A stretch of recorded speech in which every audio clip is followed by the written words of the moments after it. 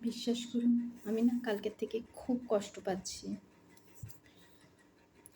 কষ্ট এই কারণেই পাচ্ছি যে চলে গেল, হয়তো ব্যাপারটা পুরনো হয়ে গেছে, একদিন হয়ে গেছে, প্রত্যেকে পোস্ট দিয়েছে। আমি খুব একটা বেশি সিনেমা দেখি না, কারণ আমার বাবার বাধা নিষেধ। যখন আমার দেখবার খুব ইচ্ছা ছিল, তখন সে বাধা পেতে পেতে যেরকম অবস্থা হয়েছিল, মানে তারপর আর সিনেমা দেখার যে খুব মানে মানুষ ফার্স্ট শো দেখবে, এই সিনেমাটা খুব ভালো, এইসব বিষয়ে আমার কোনো ইন্টারেস্ট আর গ্রো করেনি।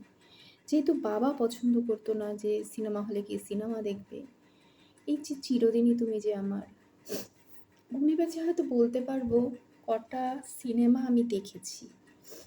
4 থেকে 5টাও হবে না হলে গিয়ে আমি কখনো দেখেছি আমার মায়ের হাত ধরে। এরকম একটা সিনেমা বান্ধবীর মায়েদের সাথে গিয়ে দেখেছি, কুছ কুছ হোতা হ্যায়। কিন্তু এই যে রাহুল প্রিয়াঙ্কার যে প্রথম সিনেমা,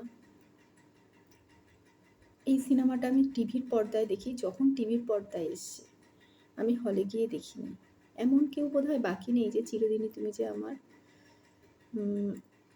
এই সিনেমাটা হলে গিয়ে কেউ দেখেনি। আমি রাহুলকে নিয়েও ভাবছি না, আমি ভাবছি প্রিয়াঙ্কা আর প্রিয়াঙ্কার ছেলে সহজকে নিয়ে। একটা মেয়ে যখন সব কিছুর ঊর্ধ্বে গিয়ে তার ভালোবাসার মানুষটিকে জড়িয়ে ধরে, এবং তার পাওয়ার যে কষ্ট, যে স্ট্রাগলটা তাকে করতে হয়, সেটা বড্ড কষ্টের। আমি এদের জীবনযাত্রা সম্পর্কে জানতাম না, এখন তো ফিডে ভীষণভাবে আসছে এবং প্রিয়াঙ্কার বক্তব্যগুলো শুনছি। আগের যে কনভারসেশন যেটা রেখে গেছে, পুরনো কনভারসেশন, যে তাদের লিভিনেও থাকতে হয়েছিল। একদিন ওর মনে হয়েছিল যে সে আর বাড়ি ফিরবে না, ফিরলে আর সে আর রাহুলের কাছে পৌঁছাতে পারবে না এবং তার অভিনয় জগৎটা শেষ হয়ে যাবে, তার বাবা মারা তাকে আটকে দেবে। এই যে স্ট্রাগল পিরিয়ড, যে কত স্ট্রাগল করে সে নিজেকে দাঁড় করিয়েছে, প্লাস সে রাহুলের সাথে থেকেছে এবং বিয়ে করেছে, তাদের ভালোবাসার একটি পুত্র সন্তান সহজ। সে যদি আজকে বড় হয়ে যেত, নিজে বুঝতো। সহজকেও আমি কোনোদিনও সেভাবে দেখিনি। ওর বাবার সাথে লাস্ট মানে কালকেই আমার চোখে পড়েছে পডকাস্টটা। কি কি যে ছেলে, গড গিফটেড। বাবা মা বাবা মার জেনেটিক ব্যাপার তো অবশ্যই থাকে, কিন্তু তারপরেও ও যে লেভেলে যেভাবে তৈরি, এটা গড গিফটেড ছাড়া আর কিছু হতেই পারে না। তো এই অবস্থায় ও বাবা মাকে হারালো। বিশ্বাস করুন, আমি কোনো ড্রামা করি না, পছন্দ করি না। আমাকে যারা চেনেন অনেক দিন ধরে, মায়ের মন তো, কোথাও গিয়ে নারী মানেই মা। যখন সিনে দেখছি ওর মা ও পেছনে, ওর হাত ধরে টেনে নিয়ে যাচ্ছে, ও বাবা মার দুজনের ভালোবাসার জিনিস তো, তখন আমি আর নিতে পারছি না। আমার খুব কষ্ট হচ্ছে, ভেতর থেকে ভীষণ কষ্ট হচ্ছে, এবং আমি একা একাই কাঁদছি যে বাচ্চাটার কী দোষ ছিল, যে চলে গেল তো চলে গেল, সে কিছুক্ষণের জন্য কষ্ট পেল।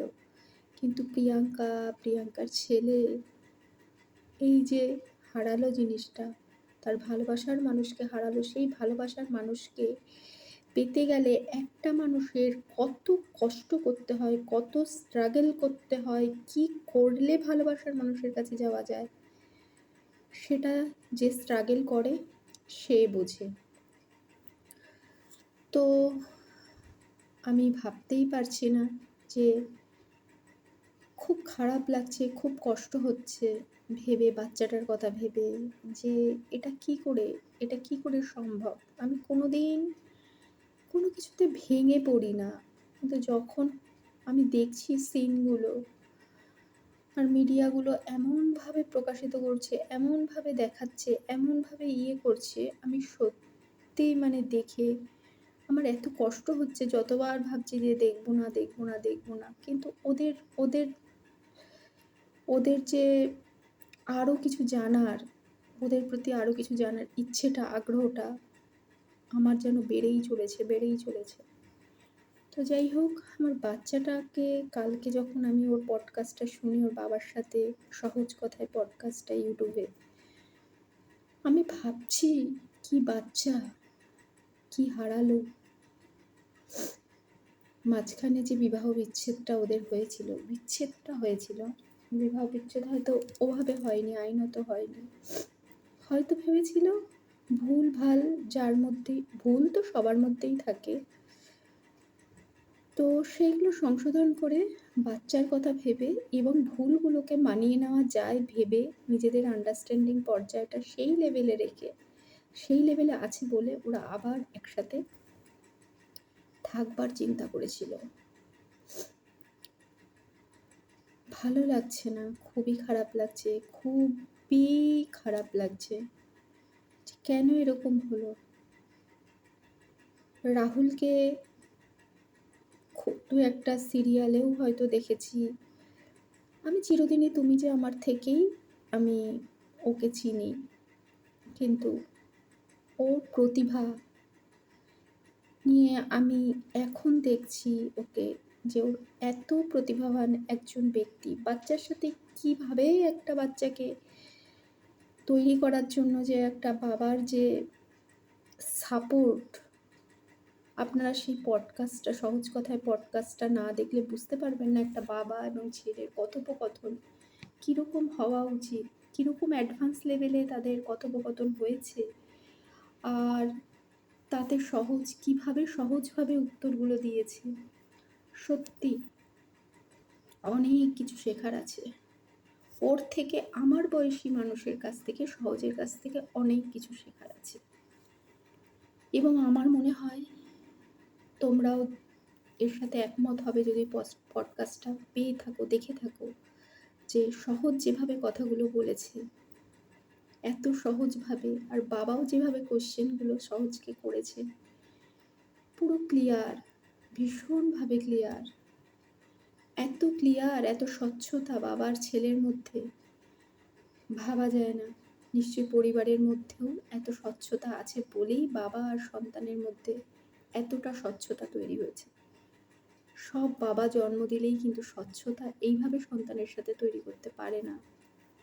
সব বাবা মায়ের সাথে আমার মনে হয় যত না স্বচ্ছ ছিল, মা খুব স্ট্রেসে থাকতো, সহজ বলেছে মানে নিজের বাচ্চা বলছে, ওর তো বানানো কথা নয়, মা সবসময় স্ট্রেস থাকতো। আরও কতটা স্ট্রেস বেড়ে গেল ওর জীবনে। তারপরে যে ভাঙা গড়ার খেলাটা চলছিল, সেটাতেও স্ট্রেস, যে বাবা মা বারণ করেছিল তাও বিয়ে করলো, হয়তো কিছু ভুল ছিল, কিছু ঠিক ছিল, সব মিলিয়ে যখন ঠিক ভুলগুলোকে সব একটা ইকুয়েশনের মধ্যে আনলো, তখনই সে ব্যক্তিটা চলে গেল তাদেরকে ছেড়ে। আমার বলার বক্তব্য হলো, তোমরা যদি পডকাস্টটা না দেখে থাকো, সহজ আর সহজের বাবার যে ইকুয়েশনটা যদি না দেখে থাকো, তো অবশ্যই অনেক বাবাদের সাহায্য করবে বাচ্চার সাথে কিভাবে নিজেকে স্বচ্ছ রাখা, কাচের মতন, জলের মতন স্বচ্ছ রাখতে হয়, সেই ইকুয়েশনটা, এগুলো শেখার মতন। এইগুলো তো বড় হয়েছি বলে আমি তো বলছি, ওই বাচ্চাটার কাছে, ওই বাচ্চাটার যা পার্সোনালিটি আছে, আমার মধ্যেও হয়তো এতটা গ্রো করেইনি, এরকম ব্যাপার আমি স্বীকার করছি। অবশ্যই তোমরা ওই পডকাস্টটা দেখো, তাহলে হয়তো কিছু, যে ধারণা নিয়ে বর্তমান সময়ে চলছো, হয়তো সেই ধারণা থেকে নিজেকে সরিয়ে এনে হয়তো সন্তানের সাথে সহজ করে তুলতে পারবে, সহজের এই কথাগুলো এবং সহজের বাবা রাহুলের এই কথাগুলোর মাধ্যমে। আমি কোনোদিনও কাঁদি না, আমি কেঁদেছি, আগে কেঁদেছি, কষ্ট হয়েছে, কেঁদেছি, কিন্তু এভাবে ক্যামেরার সামনে কাঁদবো আমি নিজেও, আমার খুব কষ্ট হচ্ছে, ভাবতে পারছি না, কিছু কষ্ট হচ্ছে, বোধহয় আমি একটু হালকা হলাম বলে, এইটাই হলো আমার কথা। মতামত জানাতে বলব না। যদি জানাতে ইচ্ছে করে মতামত জানিও। নিজেদের বাচ্চার সাথে সবকিছু সহজভাবে, স্বচ্ছভাবে, ট্রান্সপারেন্টভাবে দেখার চেষ্টা করো। যতদিন আছো পৃথিবীতে বেঁচে, কখন কে, কখন কোন সময়ে কে চলে যাবে, কারোর প্রতি কারোর এই যে এদের যে বিচ্ছেদ, এই বিচ্ছেদে কিন্তু কেউ কারোর গায়ে কাদা ছোড়েনি। এটা লক্ষ্য করেছো? প্রিয়াঙ্কাও ছোড়েনি কাদা। রাহুলও ছোড়েনি কাদা। এদের নিয়ে কোনো লেখালেখি হয়নি বা বাচ্চার মধ্যেও সেই এফেক্টটা পড়েনি। বাচ্চা বোঝেনি ঠিক আছে, কিন্তু বুঝেও সে কীরকম সুন্দরভাবে ওইটুকু বাচ্চা উত্তর দিল, এগুলোই ভাবার বিষয়। অবশ্যই পডকাস্টটা দেখো। পডকাস্টটা তো আমার নয় যে আমাকে বলবো দেখলে যে আমার ভিউজ বাড়বে। পডকাস্টটা দেখে নিও ইউটিউবে।